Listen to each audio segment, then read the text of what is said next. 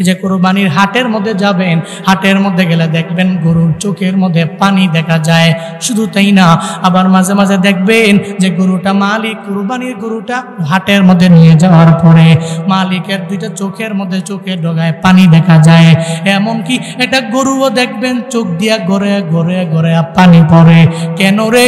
ওই মালিকের প্রতি আমার একটা মায়া আছে, আমার এই মালিক আমারে খাওয়ায়, আমার এই মালিক তার ঘরের মধ্যে আমারে রাখে। ওই মালিকের জন্য গরুয়ের চোখের পানি ফেলায়া পর্যন্ত কাটতে বাধ্য হয়। শুধু তাই না রে বাবা, ওই গরুটা দেখবেন যদি কুরবানি হাটের মধ্যে বেচা কিনাও না হয়, যদি বিক্রি না হয়, এরপরে গরুটা নিয়ে যখন আপনি ঘরের মধ্যে চলে যাবেন, দেখবেন আপনার ঘরটাও গরুটা ভালো করে চিনে, ওই গোয়াল ঘরের দরওয়াজাও ভালো করে চিনে আছে। অথচ আপনি তো তারা ঠিক মতো ভালোভাবে ইচ্ছা মতো খাবার নাই, আপনি তারা বিক্রি করার জন্য দেওয়ানা হয়ে গেলেন। একটা গরু হইয়া তার মালিকের জন্য এত পরিমাণে পাগল। কিন্তু আশরাফুল মাখলুকাত আমরা, গরুর চাইতে আমাদের দাম রবের দরবারে বেশি না কম? সব প্রাণীর চাইতে আমাদের দাম রবের দরবারে বেশি হওয়ার পরেও যে আল্লাহ আসমান দিলেন আমাদের ফিরে, জমিন দিলেন আল্লাহ ফিরে, নদী দিলেন আল্লাহ ফিরে, মাছ দিলেন আল্লাহ ফিরে। দুনিয়াতে এমন কোনো নিয়ামত নাই যেই নিয়ামতগুলো আল্লাহ ফিরি বানায়া দেন নাই। সব আল্লাহ যে দিলেন, এরপরেও তো রবের জন্য কয়েকদিন চোখের পানি ফেলায় কান্না করলাম, কয়েকদিন কবরের কথা চিন্তা করে কান্না করলাম, কয়েকদিন জাহান্নামের কথা চিন্তা করে কান্না করলাম। একটা কুরবানির পশু যদি তার মালিকের জন্য ঘরের জন্য কান্না করে চোখের পানি ফালায়, আল্লাহ যদি কয় তোরে আমি সব দিয়া দিলাম, তুই তোর মনিবের জন্য কি করলা? আমার তো মনে হয় হাসরের ময়দানে একটা হিসাব দিয়া জান্নাতে যাওয়া যাবে না, ঠিক কিনা? আল্লাহ আমারে আপনারে কি দেন নাই? সব নিয়ামতগুলো দিলেন ফ্রি। এই সব নিয়ামতগুলো দিয়ে আমার আল্লাহ কি চায়? বান্দারে তুমি আল্লাহর একটু ডাকো না, একটু মন থেকে কুরবানি করো না, একটু মন থেকে 5 ওয়াক্ত নামাজে তুমি যাও না, একটু মন থেকে রোজা রাখো না, একটু মন থেকে হজ ফরজ হয়ে গেলে হজে দৌড়াও না, একটু মন থেকে তুমি একটু ভালো কাজ করো না, একটু মন থেকে দান সৎকার করো না। যেই মন থেকে করলেন হযরত ইব্রাহিম আলাইহিস সালাতু ওয়াস সালাম, একটা মনে কুরবানি উনি করলেন। সবাই জানা কথা, হযরত ইব্রাহিম নবীর বয়স যখন 120, মা হাজেরার বয়স যখন হয়ে গেল 90, আল্লাহ সন্তান দেয় না। ইব্রাহিম নবী রবের দরবারে 12 বার আবদার জানাইতে লাগলো, আল্লাহ গো একটা সন্তান কি আমার দেওয়া যায় না? আমার মরণের পরে তোমার তাওহীদের বাণীগুলো কে শোনাবে? আমাকে একটা সন্তান তুমি দাও। রবের দরবারে 12 বার আবদার জানায়। ওদিকে মা হাজেরা মুস্কি মুস্কি হাসে, মনে মনে কয় আমার স্বামী কয় কি বুড়া বয়সে নাকি আল্লাহ একটা সন্তান আম করে দিব। ইব্রাহিম নবীরে যে কয় স্বামী আমার এই বুড়া বয়সে রবের দরবারে চাইয়েন না, আমার রব মনে হয় আরাম করে দিবে না। ইব্রাহিম নবী কয় চিন্তা কইরো না, দুনিয়ার সব জায়গায় যখন শেষ, ডাক্তার দেখানো শেষ, মাদ্রাজে যাওয়া শেষ, সিঙ্গাপুর পর্যন্ত ঘুরে চলে আসলো, সব জায়গায় ডাক্তাররা যেখানে বিদায় করে দিল, বান্দা চিন্তা করতে পারে না বান্দার দুনিয়া বিলাইনে। সবাই যখন শেষ বলে, ওই জায়গায় একজনের শুরু হয় চিন্না, বলেন তার নাম। ইন্নী আরা ফিল মানামি আযবাহুকা ফানজুর মাযা তারা। আল্লাহ পাক নবীকে বয়ান করলেন। হযরত ইব্রাহিম নবী ইসমাইল নবীকে ডেকে আনলেন। ছোট্ট একটা মানুষ, 120 বছর বয়সে আল্লাহ যাকে সন্তান দিয়েছেন ইব্রাহিম নবী, বাবা হয়ে সন্তানটাকে কাছে ডেকে বলতে লাগলেন, এই পুত্র সন্তান আমার ইসমাইল, ইন্নী আরা ফিল মানাম, আমি স্বপ্ন যুগে দেখলাম, আন্নী আযবাহুকা, আমি তোমাকে জবে করতেছি, ফানজুর মাযা তারা, এই ব্যাপারে তোমার কোনো কমেন্ট আছে কিনা? What's your comment about this topic? তুমি আমারে জানাও না এই ব্যাপারে তোমার কোনো মন্তব্য আছে কিনা, এই ব্যাপারে তুমি আমারে বলো না। একটা বাবা হয়ে সন্তানের বলে, সন্তান রে আমি তোমারে জবে করব, এই বিষয়ে তোমার মন্তব্য কি? আমি তোমাকে ত্যাগ করে দিব, কুরবানি করে দিব। আল্লাহ বলেছেন আমি স্বপ্ন যুগে দেখেছি, আর নবীদের স্বপ্ন তো উলট পালট হয় না, কারণ নবীদের স্বপ্ন শয়তান দেখাতে পারে না। নবীদের স্বপ্ন একজন দেখায়, চিল্লে বলেন তার নাম। নবীদের স্বপ্ন ওহী হয়ে যায়, কে দেখায়? কিন্তু আমাদের স্বপ্নের কোনো আগাও নাই, গোড়াও নাই, মাথাও নাই। দেখবেন ঘুম থেকে জায়গা মনে হয় স্বপ্ন একটা দেখলাম, কেউ যদি কয় পুরা ডাক, দেখবেন সামনে দিয়া কইলে মাঝখান দিয়া নাই, আবার মাঝখান দিয়া কইলে পিছনে নাই, মাঝখান দিয়া কইলে আবার সামনে বইলা গেছে গা। একদিন পরে আর এই স্বপ্নেরই কোনো আগা মাথা নাই, খুঁজেই পাওয়া যায় না, মনেও থাকে না। এই জন্য আমগো স্বপ্ন দেখায় শয়তানে, কিন্তু নবীদের স্বপ্ন দেখায় আমার আল্লাহ। আমগো স্বপ্ন ওহী না, নবীদের স্বপ্ন ওহী হয়ে যায়। হযরত ইব্রাহিম নবী স্বপ্নে যা দেখলেন উনি মনে করলেন আল্লাহই তো দেখাইল। কই ইসমাইল রে, আল্লাহ বলেছেন আমি তোমাকে যেন জবাই করে দেই, তুমি বলো না এই বিষয়ে তোমার কোনো কমেন্ট আছে কিনা, আমারে বলো না। ইসমাইল নবী কেমন বাবা কেমন সন্তান সুন্দর করে জানা দেয়, ও বাবা চিন্তার দরকার নাই। ক্বালা ইয়া আবাতি ফাআল মা তুমার সাতাজিদুনি ইনশাআল্লাহু মিনাস সাবিরিন।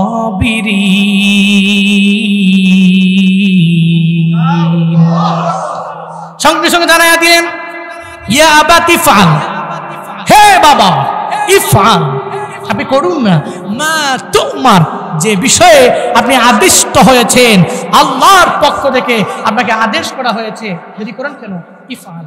আমরা হাজির মারুফের সিগা ইফআল, আপনি করেন। মা তুমার, আপনাকে যা আদেশ করা হয়েছে আপনি করেন। সাতাজিদুনি, অচিরেই আপনি আমাকে পাবেন, ইনশাআল্লাহ, যদি আল্লাহ চায় অচিরেই আপনি আমাকে পাবেন। মিনাস সাবিরিন, সাবিরিনদের অন্তর্ভুক্ত আপনি পাবেন।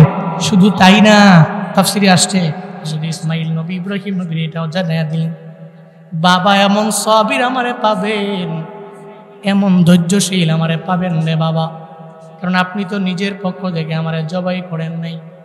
আল্লাহ বলছেন, আল্লাহকে রাজি করার জন্য আপনি এটা করলেন। আমাকে জবাই করার সময় আপনার চিন্তা করা লাগবে না, একটু দুশ্চিন্তায় থাকা লাগবে না, একটু টেনশন করা লাগবে না, বিন্দু মাত্র পরিমাণ আমারে নিয়ে ভাবাও লাগবে না। বাবারে, আমার দুইটা চোখের দিকে তাকাইলে আপনার বড় মায়া লেগে যেতে পারে। 120 বছর বয়সে আল্লাহ পাক আপনার ঘরের মধ্যে আমারে পাঠাইছেন, মাত্র 10 বছরের মধ্যে একটা মায়া জমা গেছে। আমার চোখের দিকে তাকাইলে মনে হতে পারে আপনার চোখ, আমার চোখের দিকে তাকাইলে আপনার একটু মায়া লাগতে পারে। আমার চোখের মধ্যে বাঁধবেন যাতে করে আমারে সুন্দর করে না দেখতে পান, আমার চোখগুলো যাতে আপনার চোখ বরাবর না যায়, যাতে আপনি জবাই করতে যাইয়া বিন্দু মাত্র পরিমাণ পিছবা না হয়ে যান। শুধু তাই না রে বাবা, আমি জবাই করার সময় হয়তো আমার হাতগুলো নড়াচড়া করতে পারে, আমার পা গুলা নড়াচড়া করতে পারে, আমার দুইটা হাত শক্ত কইরা বাইধা, আমার দুইটা পা শক্ত কইরা বাইধা, এরপরে আপনি জবাই করার জন্য আমার গলার মধ্যে ছুরি চালাইবেন।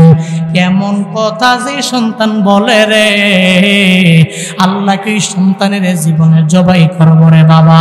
জবাই তো আল্লাহ করার উদ্দেশ্য না, আল্লাহর তো উদ্দেশ্য হলো ইব্রাহিম নবীরে পরীক্ষা করা। আল্লাহ হযরত ইব্রাহিম নবীরে পরীক্ষা করার জন্য, ইসমাইল নবীরে জবাই করার জন্য আল্লাহ স্বপ্ন যুগের মধ্যে দেখাইলেন। জবাই করা মূলত উদ্দেশ্য না, কিন্তু ইসমাইল নবী জানাইয়া দিল, বাবারে চিন্তার দরকার নাই, টেনশন করার প্রয়োজন নাই, চিন্তা করবেন না, বরং আপনি ধৈর্যশীল আমারে পেয়ে যাবেন। এবার দুইজন বাবা, মানে বাবার ছেলে মিল্লা, দুইজনে মিল্লা যখন সম্মতি হয়ে গেল কুরবানি করার জন্য, ঘর থেকে সাজায় গুছাই ইসমাইল নবীর নিয়ে চলে যাবে। আল্লাহ সূরাত আস-সাফফাতের মধ্যে নবীর কাছে সেটা বয়ান করে সুন্দর করে আল্লাহ জানায়া দিয়েছে। আল্লাহ পাক বলেন, ফালাম্মা আসলামা ওয়া তাল্লাহু লিল জাবিন, আল্লাহ পাক জানায়া দিলেন নবী আমার যখন নাসলামা, আল্লাহ তাসনিয়ার সিগা আনলেন, তারা দুইজনই আনুগত্য করলো আল্লাহর, তারা দুইজনই আত্মসমর্পণ করো আল্লাহর। শুধু বাবা করেছে, সন্তান করে নাই এমন না রে বাবা, সন্তান করেছে বাবা করেন নাই, সন্তান করলেন বাবাও করলেন, আনুগত্য স্বীকার করলেন একজনের, চিল্লায়া বলেন তার না। যেই নবী সব নবীদের নবী, নবীদের নেতা, কেমন নবী যে মেরাজের মধ্যে আল্লাহ নবীরে নিয়ে গেলেন, এই ব্যাপারে সবার জানা আছে। মেরাজের ঘটনা সম্পর্কে আমার বাংলাদেশের মানুষেরা যেই পরিমাণে জানে, অন্যান্য দেশের মানুষেরা এত পরিমাণে জানে না। কারণ বাংলাদেশে যেই পরিমাণে ওয়াজ মাহফিল হয় এলাকায় পাড়ায় পাড়ায়, পৃথিবীর কোন দেশে এমন ওয়াজ মাহফিল হয় না, ঠিক কিনা? এই যে কয়েকদিন আগে মালয়েশিয়ায় গেলাম, মালদ্বীপে গেলাম, শ্রীলঙ্কায় গেলাম। শ্রীলঙ্কা তো পুরাটাই হিন্দু রাষ্ট্র, বাদ দিলাম, কিন্তু মালদ্বীপ ধরেন আর মালয়েশিয়া ধরেন, দেখলাম ধরে বাবা, ওখানে আমগমতো এত সুন্দর সুন্দর মজলিস হয় না, এত সুন্দর মানুষগুলো নিয়ে মাহফিল হয় না, ওয়াজ মাহফিলের কোনো বালাই তো দেখলাম না। কেন রে বাবা? আমার দেশের মানুষেরা তো স্পষ্ট বোঝা যায় ওয়াজ মাহফিলেরা ভালোই জানে, সব বিষয়ে ধারণা ভালো আছে। এই যে মেরাজের কাহিনী একটা মুরব্বীরে জিগাইলেও সুন্দর করে বইলা দিতে পারবেন নবীরে আল্লাহ কেমনে মেরাজের মধ্যে নিয়ে গেল। সুবহানাল্লাযী আসরা বিআবদিহি লাইলাম মিনাল মাসজিদিল হারাম ইলাল মাসজিদিল আকসা আল্লাযী বারাকনা হাওলাহু লিনুরিয়াহু মিন আয়াতিনা ইন্নাহু হুয়াস সামিউল বাসীর। চিল্লায় জোরে করে পড়েন আল্লাহু আকবার, আরো জোরে আল্লাহু আকবার।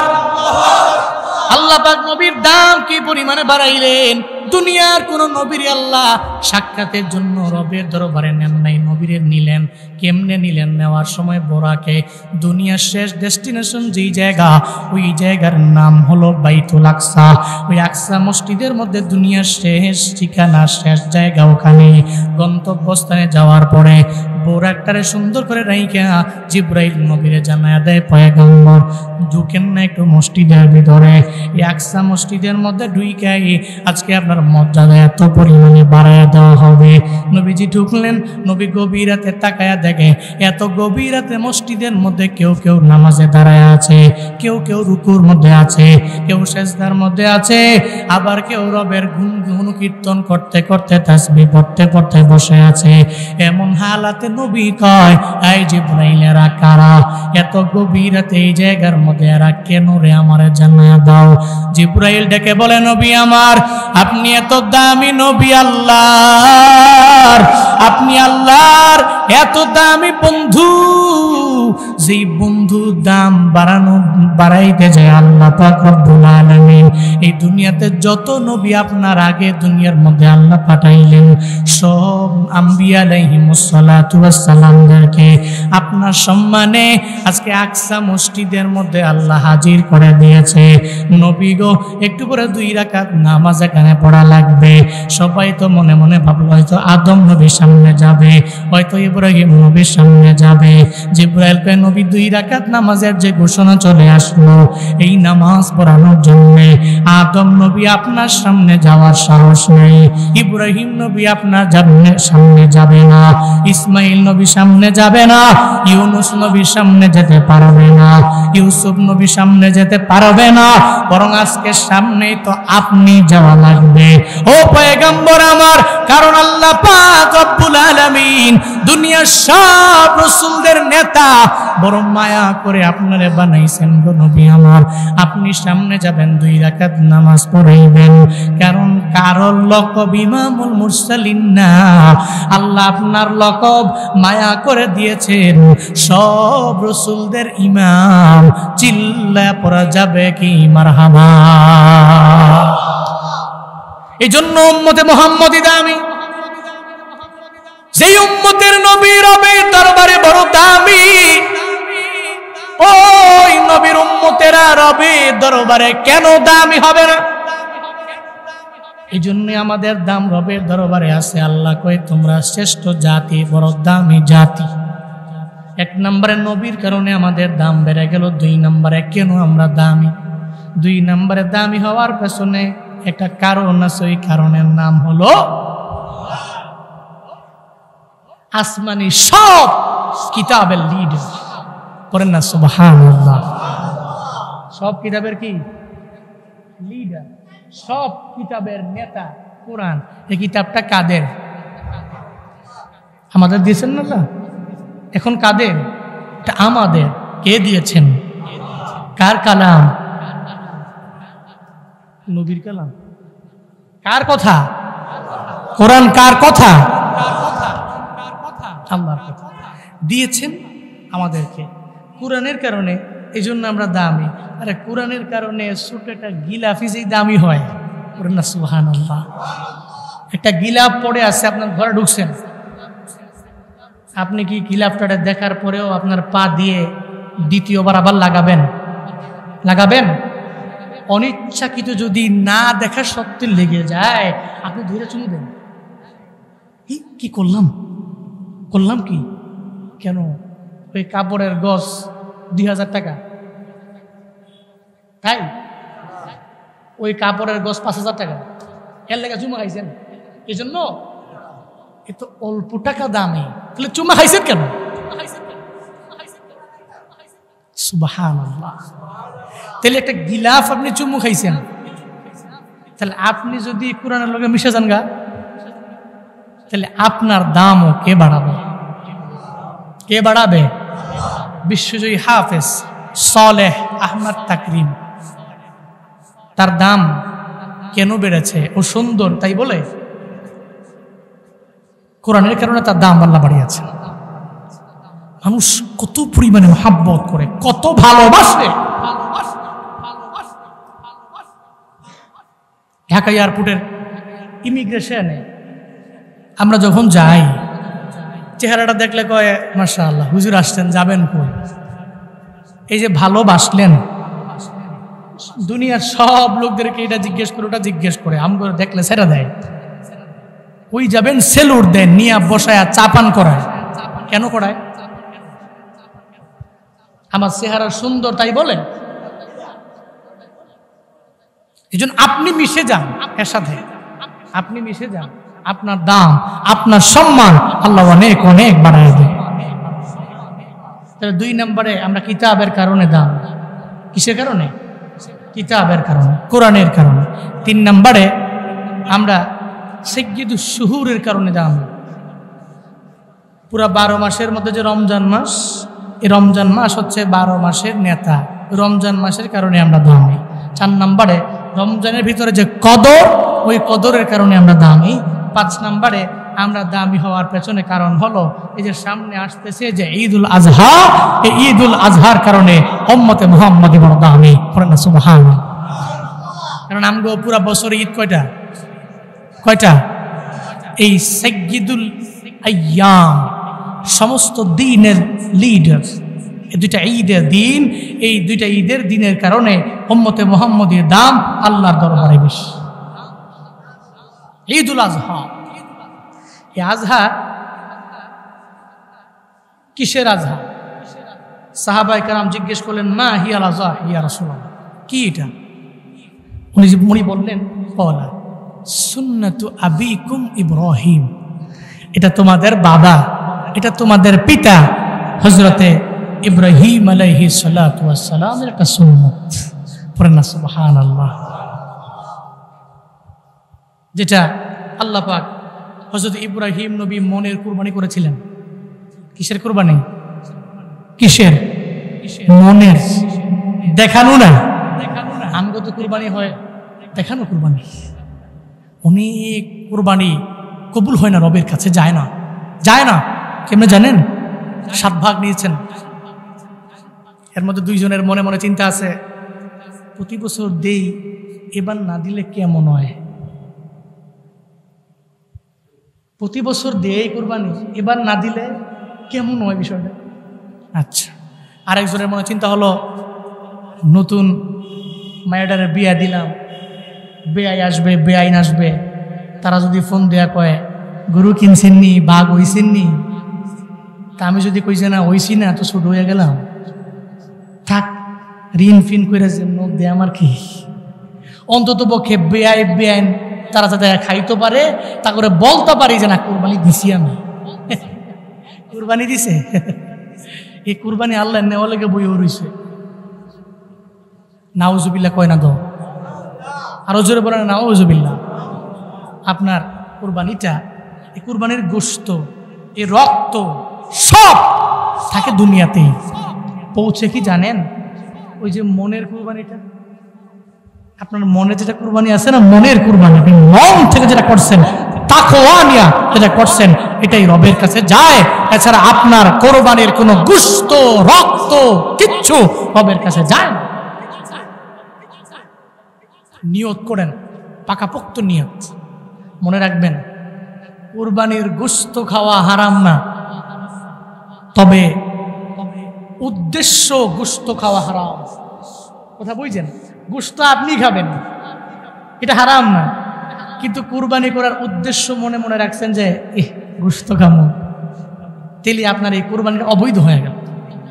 এই জন্য বাপ নিয়ত করেন গোশত তো আমরাই খাবো, তেলে যা করমু আল্লাহকে রাজি করার লক্ষ্যে করমু। আমি বড় করে আনলে, বড় কিছু আনলে মানুষ আমারে কইব না ঠিক আছে, এলাকার মধ্যে এই বেড়ে একটা কুরবানি দিবেন না, বড় গরু লইছে, এটা শোনার জন্য কোনোভাবেই করা যাবে। কুরবানি কার জন্য করব? কার জন্য করব? ইন্না আ'তাইনাকাল কাউসার ফাসাল্লি লিরাব্বিকা ওয়ানহার ইন্না শানিআকা হুয়াল আবতার। চিল্লা পড়েন আল্লাহু আকবার। সূরাতুল কাউসারের 2 নম্বর আয়াতে আল্লাহ পাক রব্বুল আলামিন মদিনাওয়ালা নবীরে দুইটা আদেশ দিয়েছেন। 1 নম্বরে আল্লাহ নবীরে বললেন ফাসাল্লি, অতএব আপনি নামাজ পড়ুন, ওয়ানহার এবং কুরবানি করুন। নবী গো আপনি নামাজ পড়ুন এবং কুরবানি করুন, নামাজ পড়ুন এবং আপনি ত্যাগ করুন। আল্লাহ নবীকে বলা মানে দুনিয়ার সব উম্মতদেরকে নবীর মাধ্যমে আল্লাহ জানিয়ে দিলেন, এই তোমরা কুরবানি করবা, তবে মনের কুরবানি করো। দুনিয়ার মানুষকে দেখানোর জন্য কোনো ত্যাগ হবে না, দুনিয়ার কোনো মানুষকে দেখানোর জন্য কুরবানি হবে না, দুনিয়ার কোনো মানুষকে দেখানোর জন্য নামাজ হবে না, দুনিয়ার কোনো মানুষকে দেখানোর জন্য দান হবে না, দুনিয়ার কোনো মানুষকে দেখানোর জন্য হজ হবে না, দুনিয়ার কোনো মানুষকে দেখানোর জন্য ওমরা হবে না। আমার নামাজ, আমার রোজা, আমার হজ, আমার নেক আমল সব হবে একজনের জন্য। চিল্লা বলেন তার নাম। সব হবে আমার আল্লাহর জন্য, যে আল্লাহ আমাকে নিয়ামত দিয়েছেন। আল্লাহ তো চাইলে সমাজের একটা গরিব দুস্থ অসহায় আমার বানাইতে পারতেন। দিক নির্দেশনামূলক বাণী আপনাদেরকে শুনিয়েছেন বিশিষ্ট ইসলামী চিন্তাবিদ, সুমধুর কণ্ঠস্বর উস্তাজুল আসাতিজা, নিশ্চিন্তপুর কামিল মাদ্রাসা কচুয়া চাঁদপুরের সম্মানিত হেড মুহাদ্দিস আলহাজ হযরত মাওলানা নুরুজ্জামান সাহিব দামাত বরকাতুহুম। আজকের এই মাহফিলে আমার পরেই আপনাদের সামনে কথা বলবেন লক্ষ্মীপুর সিনিয়র মাদ্রাসার সম্মানিত অধ্যক্ষ হযরত মাওলানা আলী নেওয়াজ ওয়াজিদি দামাত বরকাতুহুম। আজকের মাহফিলে কথা বলেছেন খোলারপাড় কামিল মাদ্রাসার আরবির প্রভাষক হযরত মাওলানা নজরুল ইসলাম ফারুকি দামাত বরকাতুহুম। কথা বলেছেন দক্ষিণ মধ্যম আড্ডা জামিয়া মসজিদের সম্মানিত খতিব হযরত মাওলানা শফিউল্লাহ সাহিব দামাত বরকাতুহুম সহ আরও অনেক অতিথিবৃন্দ আজকের এই মাহফিলে আছেন। কারো নাম আছে, কারো নাম নেই, সবাই অতিথি, সবাই মেহমান আজকের এই মাহফিলে। তবে এই মেহমানগুলো দুনিয়ার কোনো ব্যক্তির মেহমান নয়, এরা সবাই কার মেহমান? আমরা সবাই কার মেহমান? কারণ কার ঘরে আছি, কার বাড়ি আছি? আল্লাহর ঘরে আছি, এই জন্য আল্লাহর মেহমান। এই পৃথিবীতে আল্লাহর কাছে সর্বোৎকৃষ্ট স্থান কি? আহাব্বুল বিলাদ ইলাল্লাহ মাসাজিদুহা ওয়া আবগাদুল বিলাদ ইলাল্লাহি আসওয়াকুহা। আল্লাহর কাছে এই পৃথিবীতে সবচেয়ে ভালো লাগার জায়গা দুনিয়াতে মসজিদ, আর সবচেয়ে ঘৃণিত জায়গা বাজার। কারণ কি, মসজিদে আসলে মিথ্যা হয় না, হয়।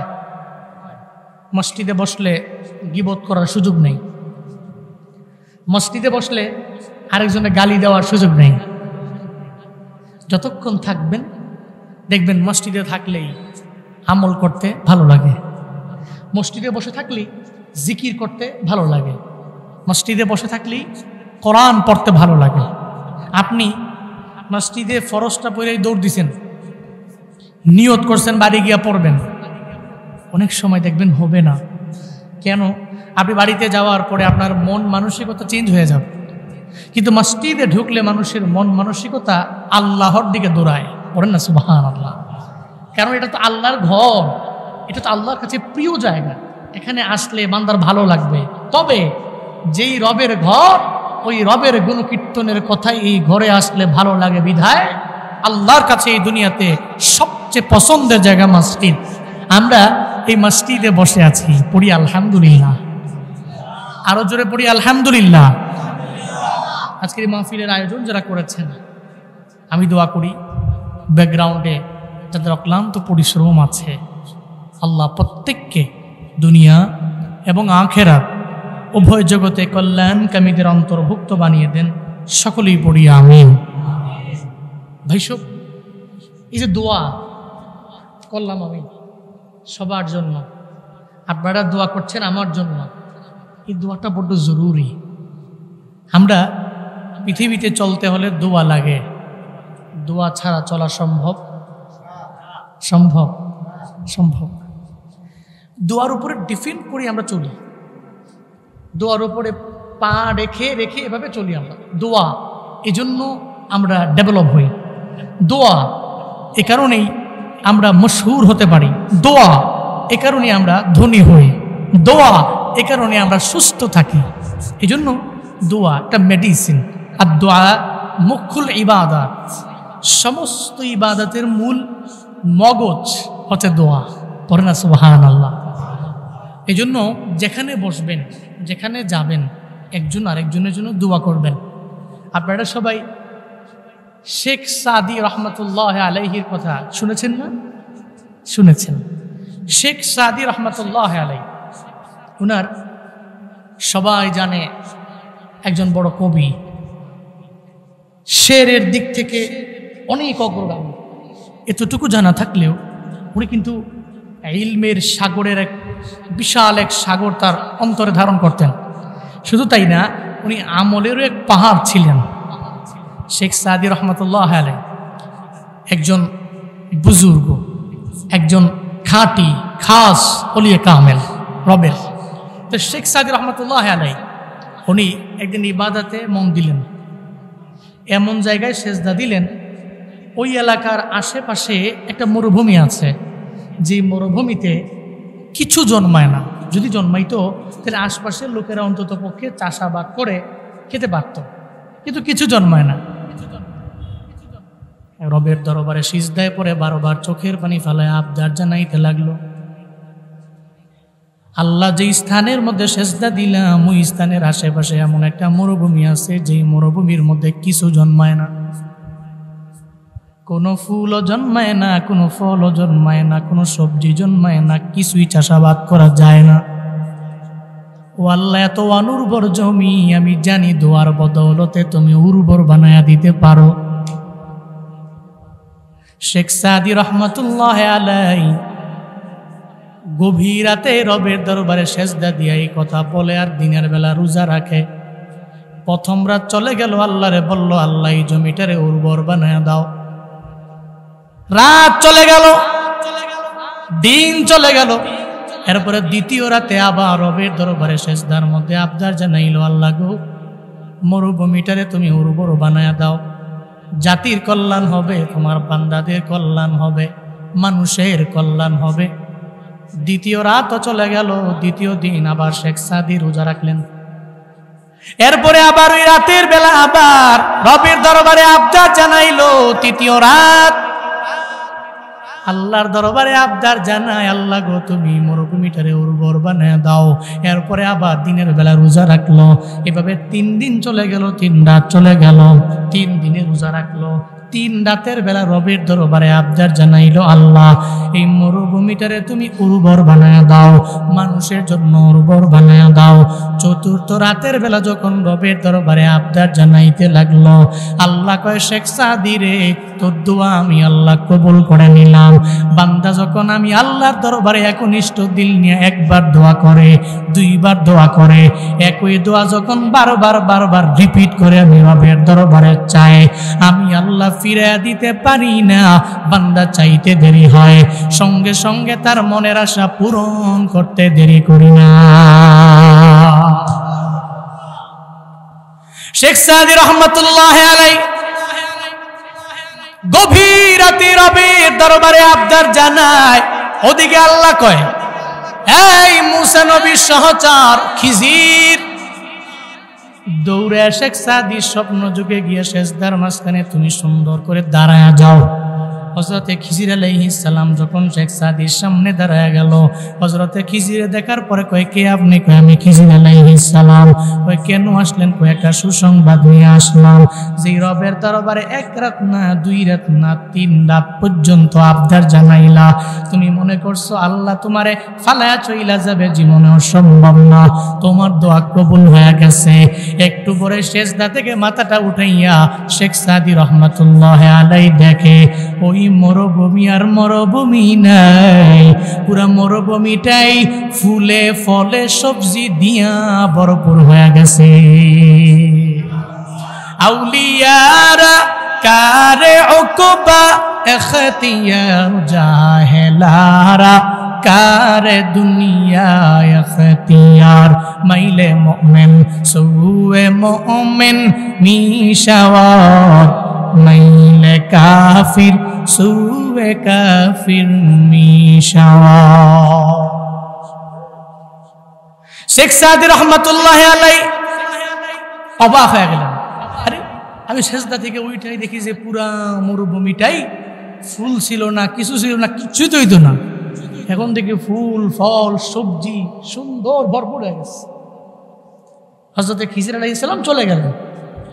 একটু পরে যখন সকাল হয়ে গেল, ভোরবেলায় এই আশেপাশের যে অঞ্চলগুলো ছিল, এই অঞ্চলের লোকগুলো ছিল কাফের, তারা আল্লাহকে বিশ্বাস করত না।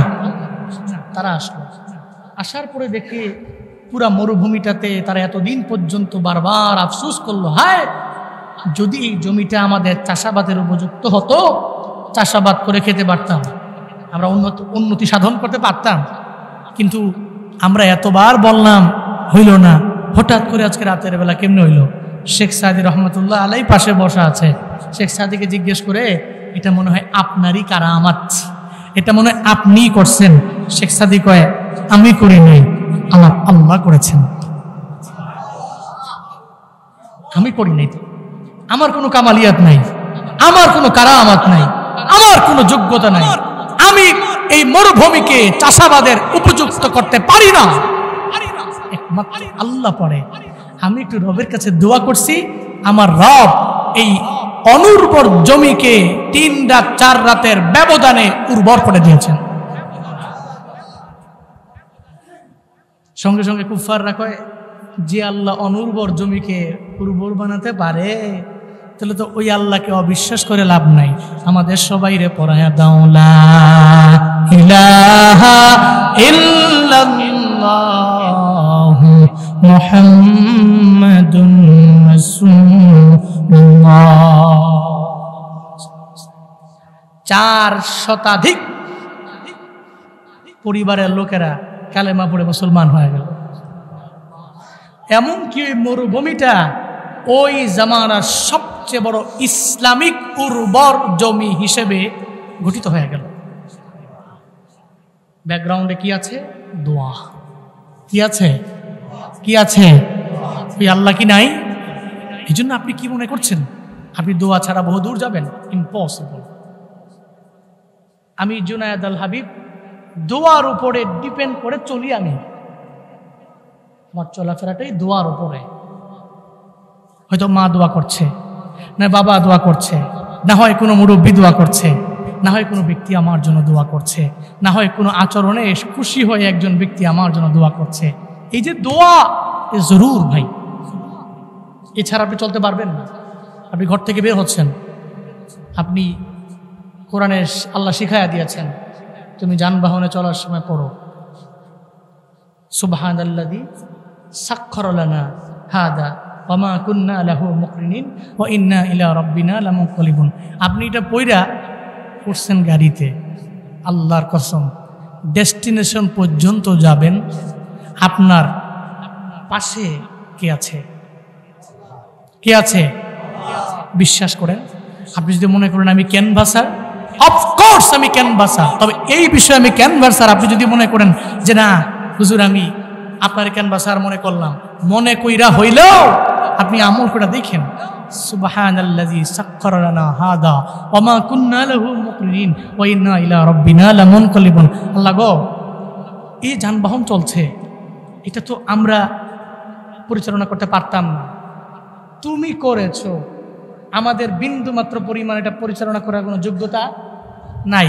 এই জন্য আমরা জানি চলার পথে যদি আমাকে মরণ হয়, ইন্না ইলা রাব্বিনা লামুনকালিবুন, আমরা তো অবশ্যই তোমার কাছে আজকে যাই, অথবা কালকে যাই, অথবা 1 বছর পরে যাই, অথবা 2 বছর পরে যাই, অথবা 1 যুগ পরে যাই। অফকোর্স তোমার কাছে তো আমাদের যাওয়াই লাগবে। এই যে আপনি আল্লাহকে বলে বাসে উঠলেন, প্রাইভেট কারে উঠলেন, আল্লাহর কসম আপনার ডেস্টিনেশন পর্যন্ত, আপনার গন্তব্যস্থান পর্যন্ত আপনার পাশে পাহারাদার হিসাবে আল্লাহ নিজেই থাকবে। এই জন্য এখানেও দোয়া, সব জায়গায় দোয়া। আল্লাহ দোয়াকে গুরুত্বপূর্ণ মনে করে মানুষের কাছ থেকে বদদোয়া না নিয়া দোয়া নিয়া চলার তৌফিক আমাদের সবাইকে দান করুন। আরো জোরে পড়ে না আমিন। ভাই সব এই যে মাহফিল, এই যে মসজিদে আসলেন, সামনে আমাদের জিলহজ মাস, তাই না? এখানে আমরা এই মাসটাকে মনে রাখি স্পেশালি। আমরা কেন মনে রাখি? দেখবেন যে একটা সাধারণ মানুষ এরপরও সেই নামটা মুখস্থ করে এবং মনে রাখে। কেন মনে রাখে? কারণ এই মাসের ভিতরে আমাদের একটা খুশির দিন আছে। ওই খুশির দিনের নাম কি? বলেন না, খুশির দিনের নাম কি? যে খুশির দিনের কারণে আল্লাহর কাছে আমরা দামি। পড়েন সুবহানাল্লাহ। কেমন দামি? যেমন আমরা দামি কুনতুম খায়রা উম্মাহ, সূরা আলে ইমরানের 110 নম্বর আয়াত আল্লাহ বলেছেন তোমরা শ্রেষ্ঠ জাত, তোমরা দামি জাত। আমরা দামি কেন? এ বিষয়ে জানার প্রয়োজন আছে না নাই? দামি কেন? এর পিছনে কারণ হলো 5টা। কয়টা? 5টা। আমরা দামি কেন? 1 নম্বরে আমরা দামি সাইয়্যিদুল আম্বিয়া, আমাদের নবী। সুবহানাল্লাহ, পকেটে থুন, আরো জোরে করে সুবহানাল্লাহ। সাইয়্যিদুল আম্বিয়া কাদের নবী? নবীদের নবী, আমগো নবী। কেমন নবী পেয়েছেন? সুবহানাল্লাহ। নবীর কারণে উম্মত দামি। এমন কি? কেমন দামি? যেদিন থেকে আল্লাহ জান্নাত বানাইছেন ওদিন থেকেই জান্নাতের দরওয়াজায় একজন দারোয়ান দাঁড় করাইছেন, এই জান্নাতে আমার নবীর আগে, নবীর উম্মতের আগে কেউ ঢুকতে পারবে না। সঙ্গে সঙ্গে হযরত ইব্রাহিম নবী আর ইসমাইল নবী দুইজনই আমার আল্লাহর দরবারে আনুগত্য প্রকাশ করে নিল। ইব্রাহিম নবী ইসমাইল নবীরে সাজাইয়া সঙ্গে সঙ্গে নিয়ে চলে গেলেন কুরবানি দেওয়ার জন্যে। পথিমধ্যে শয়তান এসে ধোঁকা দেয়। ইব্রাহিম নবী কয়ে, হ্যাঁ সন্তান আমার এটা শয়তান, 12 বাহর তোমারে দেখবা ধোঁকা দিবে। যখনই শয়তানরে দেখবা তখনই তুমি পাথর মারবা। আজ হাজিরা ওই কারণে পাথর মারে কি মারে না? মারেনি। এই জন্য আমাদের হজে হযরত ইব্রাহিম নবী আর ইসমাইল নবী, মা হাজেরা, বহু নিদর্শন আমাদের হজে ওনাদের নিদর্শন ছিল, কিন্তু এটা আমাদের কাছে ফরজ এবং ওয়াজিব আল্লাহ পাক বানায়া দিয়েছেন। যে সফা টু মারওয়া যে সাই করেন, যারা উমরার জন্য গিয়েছেন তারা দেখেছেন সফা টু মারওয়া যে সাই, সফা থেকে মারওয়া, মারওয়া থেকে সফা, সফা থেকে মারওয়া, মারওয়া থেকে সফা, সফা থেকে মারওয়া, মারওয়া থেকে সফা, সফা থেকে মারওয়া 7 বার। কয়বার? 7 বার যে সাই করেন। কেন করেন? মাহাজারা দৌড়াইছেন এজন্য আমরাও দৌড়াই, একটু জায়গায় গিয়া জোরে দৌড়াইছেন এজন্য আমরাও জোরে দৌড়াই। পড়েন না সুবহানাল্লাহ। ইন্না সাফা ওয়াল মারওয়াতা মিন শাআইরিল্লাহ ফামান হাজ্জাল বাইতা আও ইতামারা ফালা জুনাহা আলাইহি আন ইয়াতাওয়াফা বিহিমা ওয়া মান তাতাওয়া খায়রান ফাইন্নাল্লাহা শাকিরুন আলিম। কথা কার? ঘোষণা কার? আল্লাহ জীবনে একবার হলেও সাফা মারওয়া সাই করার মতো তৌফিক প্রত্যেকটা ভাইকে আপনি দান করেন। আরো জোরে পড়েন আমিন। বাইতুল্লাহর কালো গিলাপ ধরে ধরে ধরে দেখে দেখে তাওয়াফ করার মতো তৌফিক আল্লাহ প্রত্যেকটা ভাইকে দান করেন।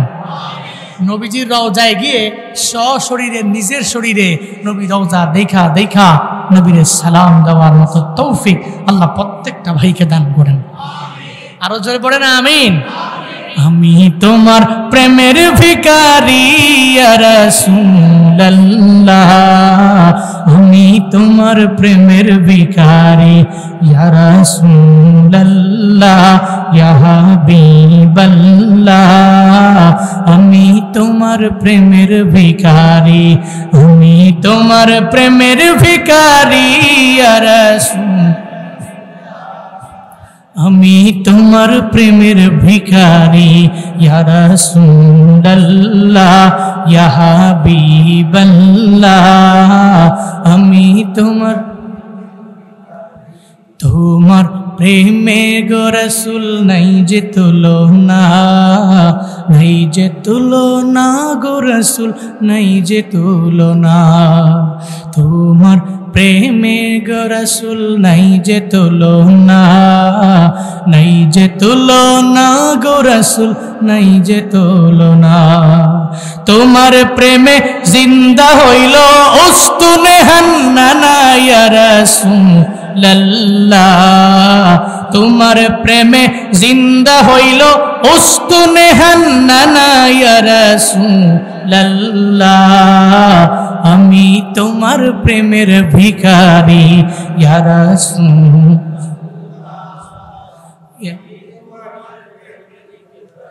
আমি তোমার প্রেমের ভিখারি ইয়া রাসূলুল্লাহ,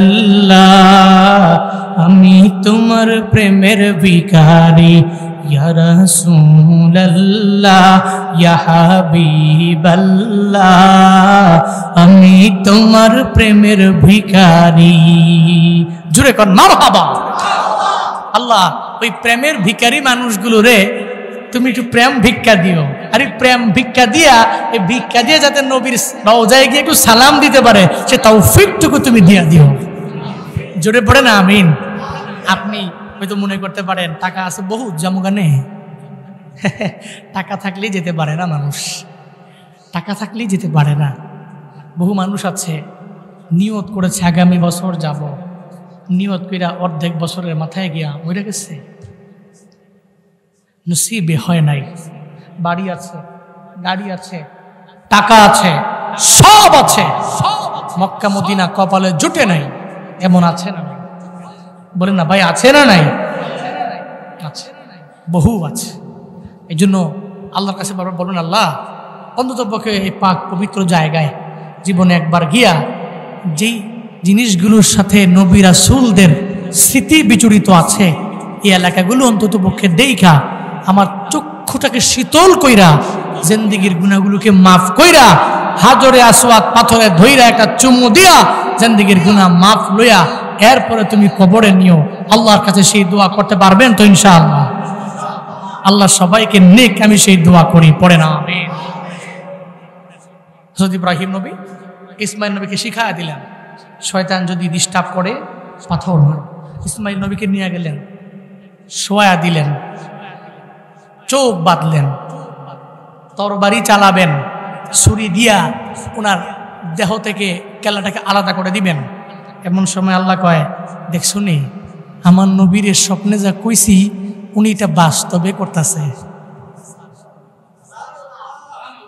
কদ সাদ্দাকতার রুইয়া, আপনি স্বপ্নকে বাস্তবায়ন করেছেন তো।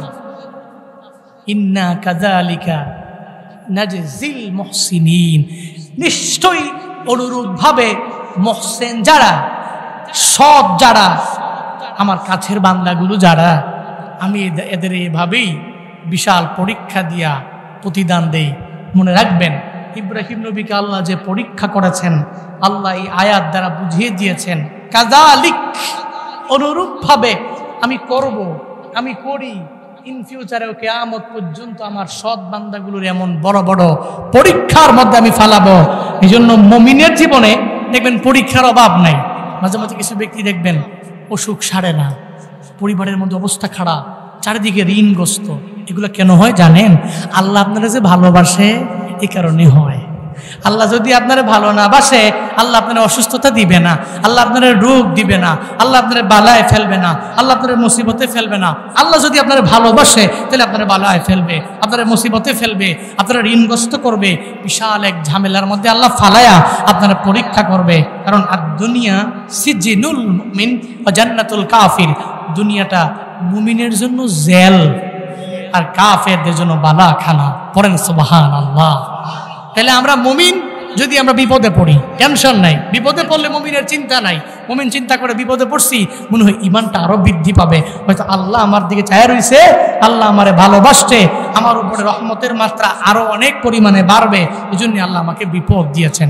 ইব্রাহিম নবীকে আল্লাহ সে বিপদ দিয়েছেন, এটা বালা দিয়েছেন, এটা মুসিবত দিয়েছেন, এটা পরীক্ষা দিয়েছেন, উনি ফাস্ট করেছেন। পড়েন না সুবহানাল্লাহ। তাহলে ইব্রাহিম নবী যে মনের কুরবানির কারণে উনি ফাস্ট হলেন।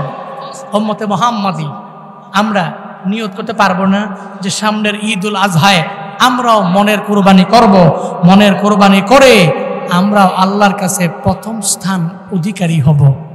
পারবো না ইনশাআল্লাহ, পারবো না ইনশাআল্লাহ। আল্লাহ তৌফিক দান করেন। সকলে পড়ি আমিন। আরো জোরে পড়েন আমিন। হেলাহিয়া লামিনাল্লাহ রব্বানি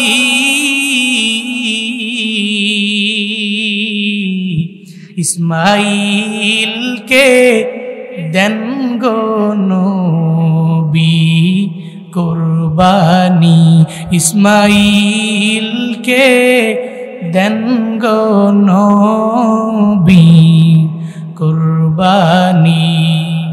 হাতর গোলাপ সুরমা চোখে মাখায়া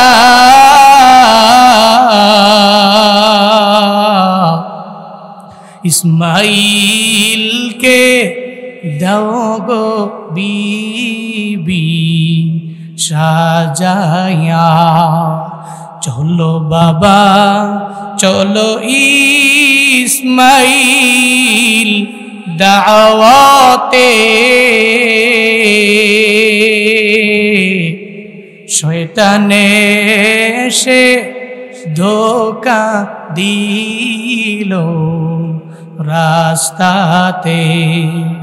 শয়তান বলে ও ইসমাইল শুনছনি, তোমার বাবায় তোমায় দিবে কুরবানি, তোমার বাবায় তোমায় দিবে কুরবানি। যখন দিবেন বাবা আমারে,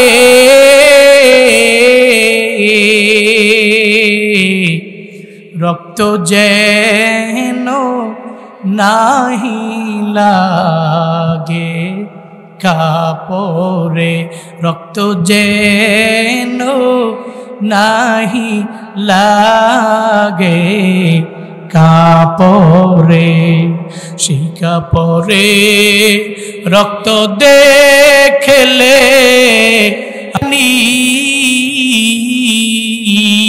জ্বালিলি ইসমাইলকে দেন গো নবী কুরবানি ইসমাইলকে দেন গো নবী কুরবানি ইসমাইলকে দেন গো নবী কুরবানি। জোরে পড়েন মারহাবা, আরো জোরে মাশাআল্লাহ। এতক্ষণ যা বললাম সারসংক্ষেপে এটা সুর দিয়া বলা আর কি।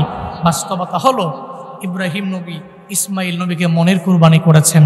আল্লাহ পাক এরপরে ওয়াফাদাইনাহু বিযিবহিন আযীম, আল্লাহ ইসমাইল নবীরে যখন ছুরি চালাবে এমন অবস্থায় আল্লাহ সঙ্গে সঙ্গে ওনার মাথাটা সরায়া দিয়া জান্নাত থেকে আল্লাহ যে দুম্বাটা লালন পালন করছেন ওই দুম্বাটারে পাঠায়া দিছে। আমি তো ইব্রাহিম নবীর পরীক্ষা না করছি, ইসমাইল নবীর গর্দান তো আর যাবে না। উনি আল্লাহু আকবার বলে ছুরি চালালেন, সঙ্গে সঙ্গে রক্ত বের হলো। উনি শিউর হয়ে গেলেন যে আমার ইসমাইল হয়তো জবে হয়ে গেছে। একটু পরে তাকায়া দেখে ইসমাইল নবী জবে হয় নাই, জবে হয়েছে একটা দুম্বা। কুদরত কার? জোরে বলে না কুদরত কার?